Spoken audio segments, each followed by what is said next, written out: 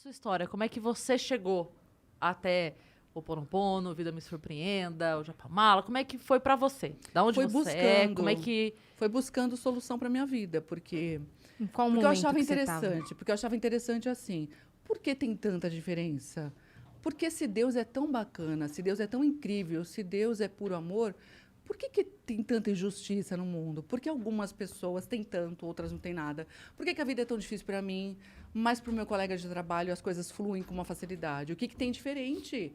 Aí o meu pai tinha muitas crenças limitadoras, porque a gente é uma soma do que a gente viveu e aprendeu. Sim. Muitas coisas do que a gente acredita, a gente não viveu, mas a gente ouviu, principalmente das pessoas que conviveram com a gente. Uhum. E eu aprendi muita coisa que não era legal com os meus pais, porque eles não têm culpa. Mas eles também aprenderam com os pais deles. Eles só E os pais repassaram. deles com os pais. Então, sabe aquela de ir passando a bola? De passar a receita do bolo? Sim. E aí você faz a receita, mas você nem sabe de onde que veio, mas você faz a receita certinha, sem questionar. Será que é assim mesmo? E a gente vai. E aí a vida vai acontecendo porque você cria um padrão de comportamento, um jeito de pensar, um jeito de ser, um jeito de agir que cria pobreza ou que cria riqueza. O meu jeito, aquilo que eu aprendi, estava criando pobreza e muita dificuldade. Uhum. Eu aprendi que dinheiro que vem fácil, vai fácil. Que a vida é luta, que é bonito lutar. Que Deus ajuda quem madruga, só quem madruga. Se você acordar tarde, esquece. Deleta o seu dia, que você não vai, aquele dia não vai acontecer. Você não vai ter um resultado legal. Então, sacrifício. E eu ouvi muitas histórias de sacrifício dos meus avós, porque minha mãe é espanhola. Ela chegou no Brasil aos 9 anos, eles viajaram 16 dias, fugindo de uma guerra, de uma possível guerra que aconteceria na Espanha. Que na época tinha o general Franco, meu avô tinha servido na Segunda Guerra Mundial, passaram fome, assim, risco de morrer, muito medo, sobreviveram assim, porque por muita fé e porque minha avó era muito batalhadora, ela saía, ia até o pueblo para pegar comida, para trazer para dentro de casa. Então, era tanto medo que eles viveram, que eles assim, quando teve a possibilidade de ter uma outra guerra, eles vieram embora. E aí a minha avó tinha uma dor muito grande, porque um dos irmãos da minha mãe, um dos filhos dela, quando eles estavam vindo, ele estava na fase de servir o exército. E eles tinham feito um cambalacho para que ele pudesse vir. Só que foi descoberto, ele acabou ficando retido. E nunca mais a minha avó encontrou esse filho dela. Encontrou depois de muitos anos. Então, a minha avó ela tinha um sentimento de mágoa, de dor. Todos os natais, todos os encontros de família, ela não se permitia ser feliz, não se permitia, porque ela pensava no filho que estava sozinho. Então, eu não vou me divertir, eu não quero ser feliz, nós estamos aqui reunidos. E onde ele está? O que aconteceu com ele? Sim. Então, todos os dias eu ouvia o meu avô e minha avó sentar na mesa para comer com a gente, contando histórias de sofrimento, da guerra. E eles não sabiam que quanto mais eles falavam de tudo que não era legal, de todo sofrimento, eles estavam criando mais sofrimento. Porque tudo é energia. Eu também não sabia naquela época. A gente é energia. A gente vibra, né? Se você pegar um equipamento que consiga ver mesmo, né, as menores partículas, você vê que nada é sólido como parece, tudo é energia, a gente está vibrando o tempo todo. Nós somos um aglomerado de átomos que estão em constante mutação. Então, é fácil você se curar, porque se os átomos que compõem você, que criam essas células, seus órgãos, estão em constante mudança, se você muda o seu padrão de pensamento, se você muda as crenças de sofrimento, de doença, de que a vida é luta, de que tudo é difícil, você muda financeiramente, você muda os seus relacionamentos, você muda a sua saúde, você muda tudo. Você muda a sua realidade. E o bacana é que só depende de você.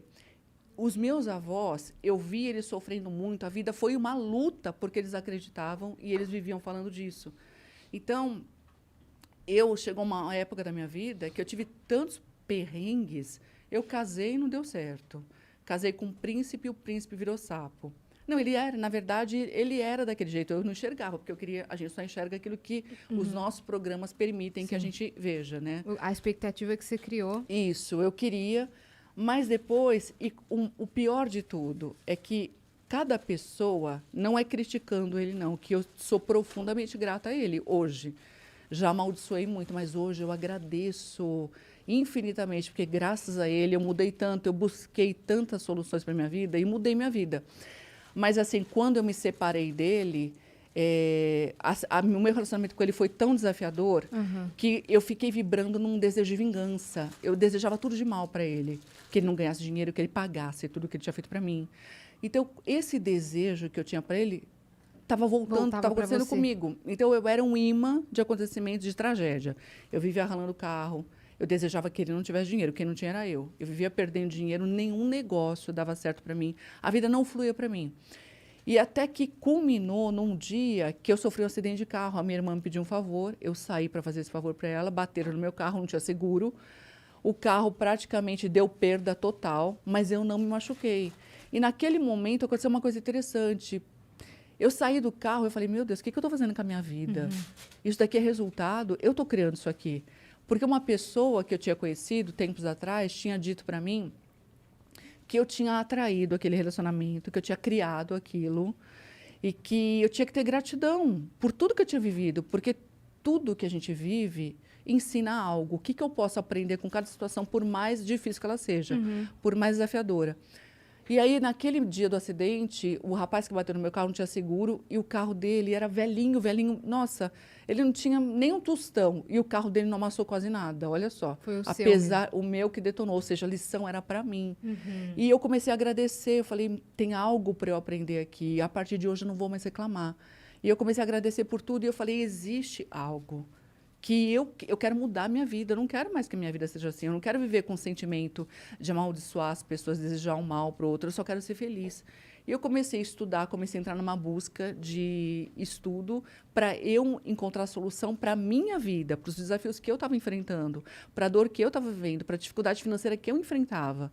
Porque tudo era muito difícil para mim, eu não conseguia ganhar dinheiro, nada, eu dava um passo para frente, sabe quando você está patinando? Na época, eu tinha uma malharia e eu trabalhava numa malharia com a minha mãe. E a gente fazia costura, eu era sacoleira. Eu pegava sacolas e saía para vender de porta em porta. Eu tinha umas amizades que eu tinha trabalhado num jornal famoso lá, que é o Diário do Grande ABC. Eu tinha sido, numa época, secretária do diretor de redação. Então, eu tinha muitos amigos, eu pegava sacolas e ia vender lá no jornal. Aí, depois, as coisas mudaram. E aí surgiu uma oportunidade, quando eu era secretária no jornal Diário do Grande ABC, tinha um corretor de imóveis que fazia muito negócio com o diretor de redação. E ele me convidou para ser corretora de imóveis. Eu falei, não, nunca vou trocar o certo pelo duvidoso, porque aqui eu tenho um salário. Corretor não tem garantia de nada. Se vender, ganha. Se não vender, não ganha nada. Sim. Mas, quando quando a malharia acabou não dando certo também, e a gente acabou fechando... Aí eu lembrei, aí eu fui fazer uns bicos em feira de utilidade, naquela UD que tinha UD, né? Feira de utilidade doméstica. Sim. E aí eu lembrei dele. Um dia eu fui dormir, eu estava buscando, eu falei, eu quero trabalhar em algo que seja assim, que seja legal, que não tire, que não me aprisione, porque eu sou uma pessoa que eu adoro a liberdade, né? Eu gosto de ficar na natureza, eu não gosto de ficar presa no escritório trabalhando, eu me sinto muito amarrada. E aí eu falei, poxa, eu poderia trabalhar com vendas. Lembrei dele, procurei o telefone dele na lista, não achei. Mas eu sabia onde era a imobiliária. Aí, no dia seguinte, que eu estava livre, eu fui até a imobiliária dele, conversei com ele, ele falou, pode começar amanhã. Eu falei, olha, amanhã eu não posso, porque eu estou trabalhando, estou fazendo uma feira, estou trabalhando na UD. E eu encerro o final da semana e eu começo na segunda. E assim eu comecei a trabalhar como corretora. E o interessante de tudo é que, não sabendo vender, não tendo experiência nenhuma de mercado, não sabia nem o preço de mercado, não sabia avaliar imóveis, nada. Mas no primeiro mês que eu trabalhei, eu fiz uma venda. Você acredita? Aí todo mundo falava, nossa, é sorte de principiante. Mas hoje eu vejo que não era sorte do principiante. É porque eu tinha tanta vontade. Eu fui com vontade, eu fui com fé, eu fui acreditando. Eu fui naquela felicidade, na alegria, e eu acabei atraindo. Eu também não entendia isso. Mas isso aconteceu comigo. Você não tinha pesquisado sobre lei da atração? Não tinha, não conhecia nada disso. O segredo, essas coisas? Não tinha conhecimento de nada disso. Mas hoje, olhando para tudo que eu vivi, eu falo, era a minha vibração. Porque aquela coisa da fé, é o sentimento. Eu fui acreditando. Eu não acreditei que não daria certo. Eu fui acreditando que daria certo. Sim. E naquela época, os pagamentos eram em dólar. Nossa, na hora que eu peguei aqueles dólares, eu falei, meu Deus do céu. Era tão mágico, tão maravilhoso. E aí, aí eu andava sempre com um corretor, que era o Luciano, que ele estava me ensinando. Todos os imóveis que eu entrava com ele, os clientes falavam, os proprietários, essa é a compradora? Eu falava assim, não, eu sou corretora, eu sou aprendiz e corretora. E aí eu fui me dando tão bem, fui amando trabalhar nessa área, fui tendo sucesso. Só que o que aconteceu comigo? Eu fui tendo aí eu comecei a estudar, fazer cursos de prosperidade, cursos de lei da atração, comecei a estudar tudo relacionado à energia, à vibração. Aí conheci o segredo também, que estava começando a ser divulgado, mas eu não conhecia o Ho'oponopono ainda. Não Isso tinha em que chegado ano? até mim. Ai. Eu conheci o Ho'oponopono, que chegou para mim um e-mail falando do Dr. Hugh Lin, que era o psiquiatra havaiano que tinha feito a cura naquela ala do hospital psiquiátrico, por volta de 2007. Então Foi isso nessa daí época. deve ser comecinho dos anos 2000. Isso. E aí eu tava indo bem como corretora, mas eu tinha muitos altos e baixos. Por exemplo, eu atendia, todos os clientes gostavam de mim, sentiam confiança em mim. Mas eu realizava 2 vendas no máximo no mês. Quando vinha a terceira, a quarta venda, eu sabotava. Falava, nossa, tá vindo muito fácil, tá vindo muito fácil. O que vem fácil, vai fácil. Porque você tinha isso na sua criação. Isso daí era forte em mim, muito forte. Eu me auto-sabotava, mas eu não tinha a consciência disso. Então, tudo que era muito fácil para mim, eu falava, isso aí vai dar errado. Eu acreditava que ia dar errado e assim era. Porque tudo acontece através da gente, né?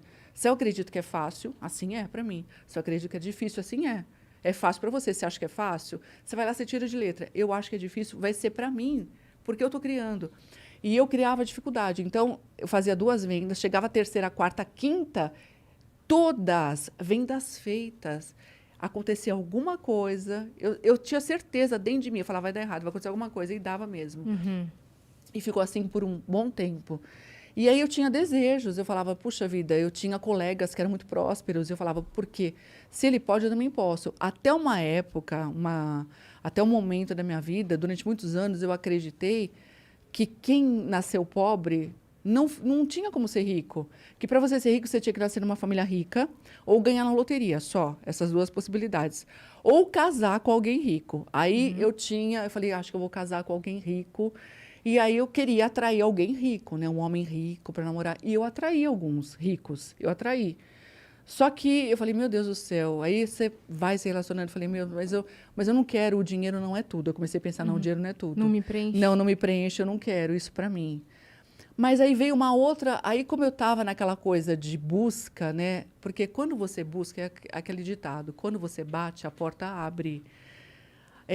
Tudo é energia e a fonte criadora da qual nós somos extensão, nós somos pura energia. Essa fonte criadora que tem gente que tem preconceito de falar Deus, porque Deus conecta a religião, né? Eu não tenho preconceito nenhum. Para mim, a fonte criadora, que a física quântica chama de vácuo quântico, que é essa energia que está em todos os lugares, onipresente, onipotente, onisciente, sabe tudo, pode tudo, criador de tudo, está em todos os lugares. Nesse espaço que você pensa que é vazio, que você não consegue ver, não existe vazio. Essa energia é puro amor, ela está em todos os lugares e a gente é a extensão dela. E a gente tem todo o potencial dela em nós para criar qualquer coisa. E a gente está criando o tempo todo. Só que como o foco da gente, como a gente tem muita crença limitante de incapacidade, de limitação, de que, por exemplo, para eu ser rica, eu tenho que ganhar na loteria, eu teria que ter nascido rica, que não foi o caso, então já tinha uma primeira chance perdida, casar com alguém rico. Os ricos que eu conheci, falei, não, é um preço muito alto, não quero isso para mim. Mas aí acendeu uma luz. Se ele pode, eu também posso. Eu também posso. Porque os ricos que eu conheci, eles não tinham nascido ricos. Eles tinham construído a riqueza. Sim. Todos os ricos que eu conheci tinham vindo de famílias pobres e construíram através do trabalho, do potencial que eles tinham. E aí eu falei, puxa, se ele conseguiu, por que eu não posso conseguir? Não é? E aí tinha aquela questão, porque o homem consegue, a mulher não, né? A mulher tem que ter um homem. Que nem quando eu comprei essa casa agora, onde eu estou morando, a casa foi um grande desafio para mim, porque eu percebi quantas crenças limitantes eu tinha. E os corretores mandavam mensagem para mim, mandavam WhatsApp com casas assim de 9 milhões. E aí teve um que mandou e falou assim, olha, pede para o seu marido comprar para você. Eu falei, meu Deus, mas que marido? Mas quer dizer que se eu não tiver um marido rico, eu não vou ter a casa? Pede para o seu marido comprar para você. Aí me veio um insight assim, eu falei, não, meu marido é o universo. Eu sou o universo, eu posso fazer qualquer coisa. Mas quando eu vi aquele valor, eu também achei que era muito para mim. Eu percebi o quanto eu tinha e foi um desafio muito grande para eu conseguir realizar esse sonho. Foi um outro desafio. Mas, assim, voltando no que eu estava falando, do desafio de realizar os negócios, né? Aí eu percebi e eu comecei a buscar um caminho para eu também poder ser rica. Porque se aquelas pessoas conseguiam, o que eu tinha de diferente? Aí meu pai falava, não, a gente não vai conseguir porque com certeza na outra vida é karma, tá? Porque meu pai tinha uma visão assim de karma também. Então a gente devia ter, eu acho que eu furei muito olho de passarinho na outra vida, meu pai falou. Porque nessa vida tudo deu errado para mim. A gente furou muito olho de passarinho, não vai tudo. Não, estamos pagando, a gente vai pagar nessa vida, não tem jeito. E aí quando você acredita que você veio aqui para pagar, você só paga. Acabou, aí você vai pagar mesmo. Mas não porque tem que ser assim, é porque você acredita. E você cria aquilo que você acredita. E atrai. Aquilo que você acredita, você manifesta. Você é um imã daquilo que você sente. Né? Então, meu pai, ele falava muito isso. Eu fiquei muitos anos da minha vida trabalhando. Quando eu era corretora, eu trabalhava de segunda a segunda, não sabia quando era segunda, quando era domingo, feriado, trabalhava todos os dias, não tinha folga. Eu não viajava nem para a praia grande, que é pertinho, eu não conseguia ir, que eu amo praia, não conseguia ir para lugar nenhum. E aí eu ia lá, nem site de viagens eu olhava, porque o meu pai falava, filha, não olha, não vai procurar, porque você vai passar raiva, porque você não pode pagar. Você não pode viajar. Você não tem dinheiro. A gente não tem dinheiro. Aí eu falei, tá bom, eu não tenho dinheiro, mas sabe o que eu vou fazer? Eu fui no Carrefour, comprei uma cadeira de praia, botei no quintal, falei, vou tomar sol aqui. Aqui é a minha praia. Eu comecei a encontrar formas de criar lazer na minha vida. Sim. Mas se eu não sabia, a praia, eu trago a praia até mim. Eu criei a praia no quintal, era um corredor da casa da minha mãe. Pois eu montei lá, eu botei uma cadeira de praia confortável, gostosa. E eu fechava os olhos e me sentia na praia mesmo. Aí depois, olha só como as portas vão se abrindo. Por quê? Porque as pessoas falam, mas eu não tenho como sonhar, porque eu não tenho. Mas você não pode esperar, você não pode ser São Tomé, que só acredita quando vê. Porque a vida não acontece dessa forma. Primeiro você tem que acreditar para fazer acontecer. Você acredita, você sente, que nem eu, botei a cadeirinha do Carrefour e senti que eu estava na praia. E as oportunidades começaram a surgir. A primeira oportunidade foi que eu fui, era um feriado prolongado, e estava um solzão, e todo mundo viajando, e aí eu ficava naquela de ficar sentindo inveja de quem estava viajando, né? Todo mundo pode, menos eu, que é um outro sabotador, ficar sentindo inveja, porque aquilo que você sente, que não é gostoso, está sendo um imã de mais sentimentos e mais acontecimentos para confirmar o que você está sentindo. Então, eu ficava sentindo inveja, vinha mais situações para eu não conseguir realizar meu sonho, para invejar mais ainda os outros. Para aquilo não vir para mim. Aí eu falei, não vou ficar conectada com nada disso. Fui arrumar o cabelo. Falei, vou cuidar de mim, vou arrumar o cabelo. Cheguei na cabeleireira e encontrei uma professora do ensino público. E ela falou, olha, eu vou no Sesc, eu vou de graça. Sabia que você pode tomar sol de graça no Sesc? Eu falei, não, existe Sesc em Santo André? Ela falou, existe. Se você quiser, vamos lá. Ela estava morenaça, uma cor linda, maravilhosa. E eu branca neve. Eu falei, quero. Eu fiquei olhando aquela cor dela. Eu falei, nossa, já me senti numa praia. Assim. Eu fui com ela, ela me levou. Ela passou na minha casa, me pegou. Sesc tem piscina, né? Piscina, um clube fantástico. Aí a gente colocou a toalha, deitamos lá no gramado, assim. Gente, que delícia. E eu comecei era de graça, não precisava ser sócia. Nem carteirinha do Sesc eu tinha. A gente podia entrar e sair. Então, eu comecei a frequentar e comecei a me sentir no resort. Aí, eu deitava lá no Sesc e me sentia no resort. Que eu nem sabia como que era o resort. Nunca tinha conhecido um resort na minha vida. Aí, você visualizava. Fechava os olhos e me sentia a brisa do mar, o cheiro do mar, o vento, sentia os coqueiros, assim. Eu estava no resort, era no Sesc, mas na minha mente era um resort. E as coisas começaram a acontecer, as oportunidades. Aí a minha irmã morava no Rio de Janeiro e aí ela começou a me convidar para ir para o Rio de Janeiro. Aí eu comecei a ir muito para o Rio de Janeiro. Assim, todo final de semana eu fazia, né? Eu ia de ônibus, pegava o ônibus na rodoviária, viajava a madrugada inteira, chegava lá de manhã, que era baratinho, acho que era 100 e poucos reais a passagem. Ficava hospedada na casa da minha irmã e passeava em Botafogo, ia para Copacabana. Aí eu comecei a fazer aquilo que eu sonhava, gastando pouquinho. E, por incrível que pareça, as portas foram se abrindo para mim. Aí chegou um dia, mas assim, financeiramente, eu não estava bem financeiramente, não. Era uma gangorra. Eu vendia aqui e perdia. Não tinha estabilidade. Certo. Eu queria ter uma condição assim que me permitisse, que o meu grande sonho era poder dar uma vida legal para os meus pais. Isso é uma coisa que é importante falar. Que quando você tem um desejo, quando o seu propósito envolve outras pessoas, fica mais fácil você conseguir. a conseguir a sua riqueza, conseguir chegar onde você quer, quando você quer ajudar outras pessoas. Porque Por que é isso? uma coisa... Porque nós somos todos um. Sim. Você já ouviu isso, que somos um? Porque a fonte criadora, que criou tudo e conecta tudo, é uma coisa só. Ela se subdividiu e está tudo conectado, um grande entrelaçamento quântico. Nós estamos todos conectados, como se fosse uma grande rede de internet energética. Só vira um pouquinho assim pra você. Desculpa, isso é. Então, é uma grande rede. O provedor é a fonte criadora. A gente está tudo conectado lá, né? Então, quando eu faço algo para você, é algo tão verdadeiro que a gente é amor, que quando eu faço algo de bom para você, a felicidade que eu sinto é maior do que se eu recebesse presente de você. Com certeza. É algo assim incrível. E aí eu tinha muita gratidão e vontade de retribuir, porque a minha mãe teve uma vida muito sofrida. A minha mãe teve 5 filhas. Ela trabalhou desde criança na feira. Ela sempre contava que ela ia de transporte, meu avô levava, ele foi feirante, vendia doces na feira. Ela ia em cima do burrinho, porque era o meio de transporte deles, para levar as coisas, mercadoria.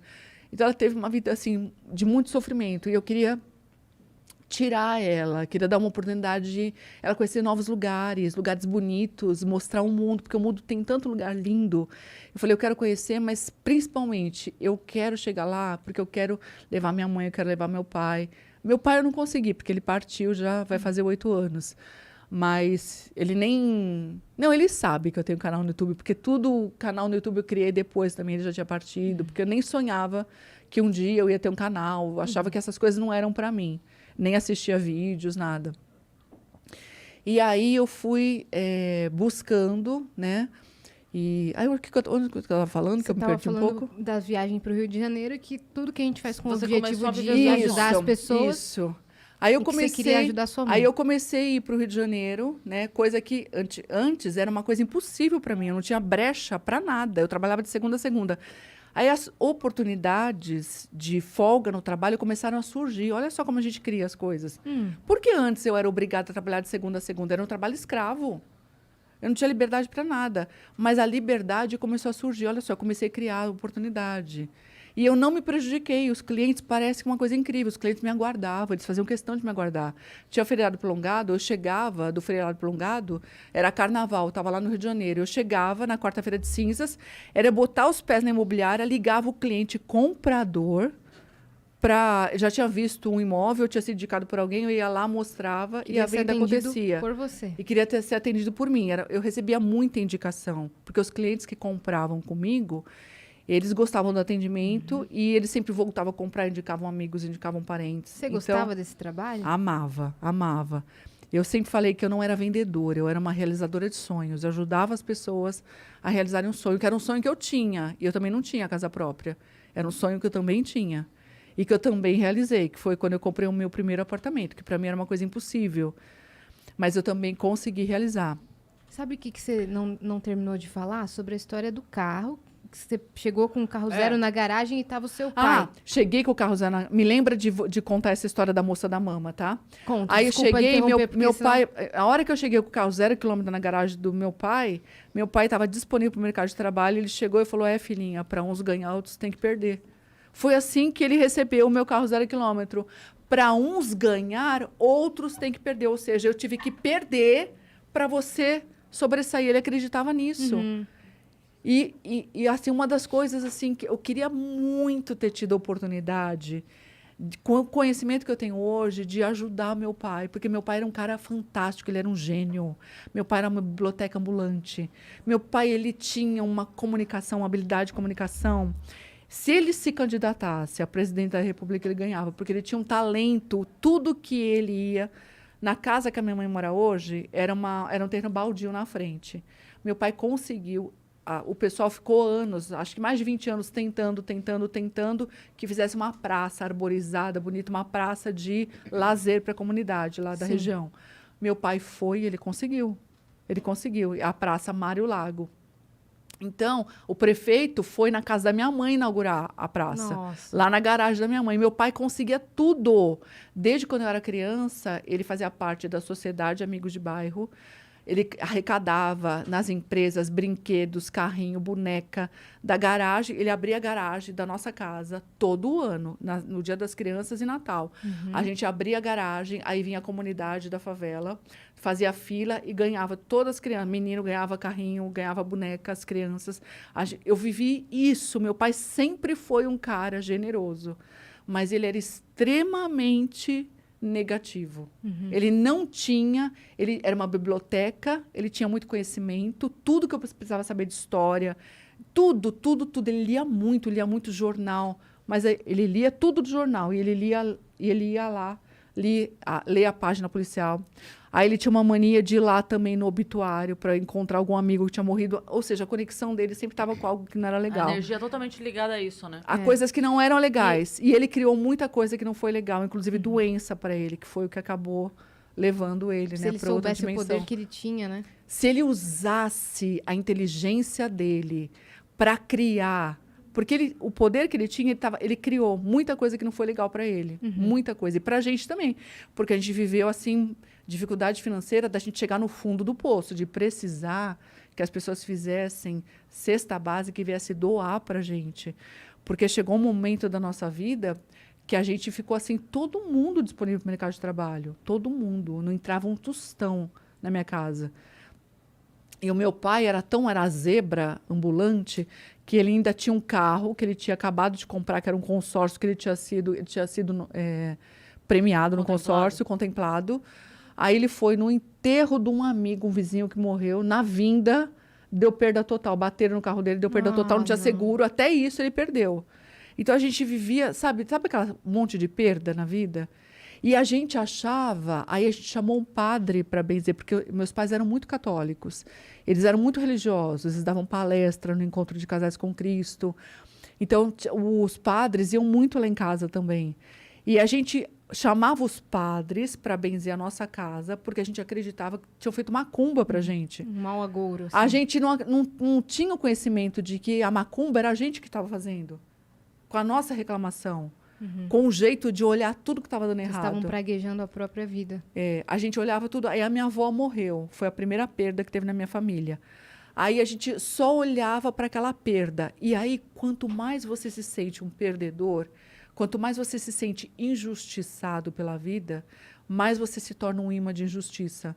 Mais você se torna um perdedor, mais você atrai perdas. Porque você atrai aquilo que você está sentindo. O sentimento tem um poder fantástico, tem um poder de magnetizar coisas na sua vida. Então, não adianta, como eu estava contando, né? Quando eu me separei, eu desejava tudo de ruim acontecesse para o meu ex-marido, acontecia para mim. Por quê? Porque quem estava sentindo o ódio? Quem estava sentindo a raiva era eu. Eu estava tomando veneno, esperando ele morrer. Quem estava morrendo era eu. Quem estava atraindo as coisas negativas era eu. Então, a gente não tinha esse conhecimento de que a gente cria a realidade. E a gente, é aquela coisa, é mais fácil achar que o outro pôs macumba? É mais fácil achar que o outro está com inveja? Não, ele está com inveja de mim. Eu não posso contar nada, zíper na boca, porque ele é tão invejoso que ele não pode saber nada, não vai saber de nada que eu estou fazendo, porque se ele souber, vai dar tudo errado. É mais fácil eu acreditar. Só que se eu acredito e eu dou o poder para o outro, é mais fácil, mas não muda a minha vida. Eu só mudo a minha vida a partir do momento que eu tenho consciência de que eu estou criando, de que se algo não está legal na minha vida, eu criei. É difícil, mas Beth, você não tem noção. Vem aqui ver a minha situação, Beth. Eu não tenho dinheiro nem para comprar um leite para o meu filho, nem um pão para o meu filho. Eu criei isso. Não, mas você não quis criar. É inconsciente. 95% do que tem na sua mente inconsciente está criando coisas. Você está agindo no piloto automático, você nem sabe o que você está fazendo. Você está fazendo coisas que estão te levando para o precipício sem perceber. A gente estava assim. Mas era macumba que tinham feito, entendeu? Na nossa visão. E não adiantava nenhum padre benzer a nossa casa, porque a gente continuava atraindo desgraça. Entende? E a gente só começou a mudar mesmo a vida da gente quando uma amiga da minha mãe, que era vizinha, que na época frequentava uma religião, tinha se curado do câncer, e ela levou a minha mãe. E nessa religião, eu aprendi sobre gratidão. Essa pessoa me ensinou sobre gratidão.